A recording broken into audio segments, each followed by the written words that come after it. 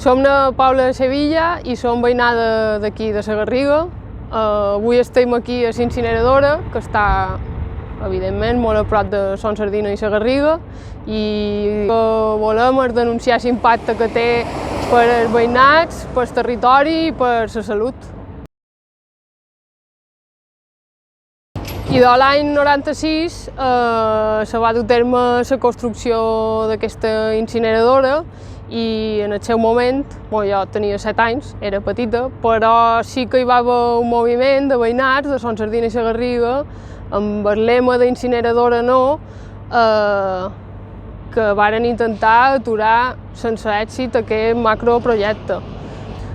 En dues coses que he notat molt, una és la quantitat de camions que passen per la carretera de Sóller i a part la quantitat de residus que perden pel camí i el brut que queda totes les voreres, des d'aquí de Son Reus fins a la rotonda del polígon de Son Castelló.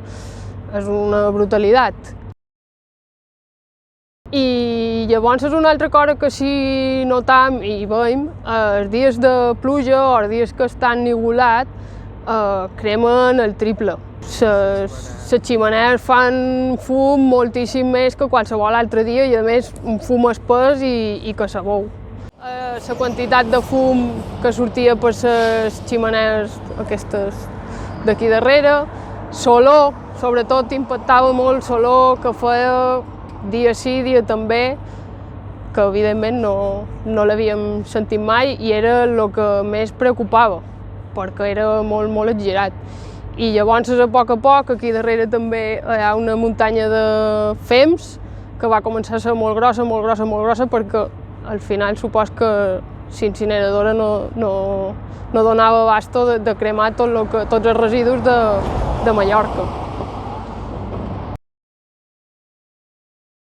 Ha tingut un impacte damunt la salut perquè som unes 3 persones que Son Sardina i la Garriga, i puc parlar sobretot del meu cas, he tingut càncer de tiroides. Com diuen els estudis, gent que viu a prop d'aquestes infraestructures poden arribar a desenvolupar aquesta malaltia en concret. Mai sabrem, segurament, si és vera, però bé, és molta casualitat que 3 persones ho hagin tingut tan a prop de l'incineradora, no?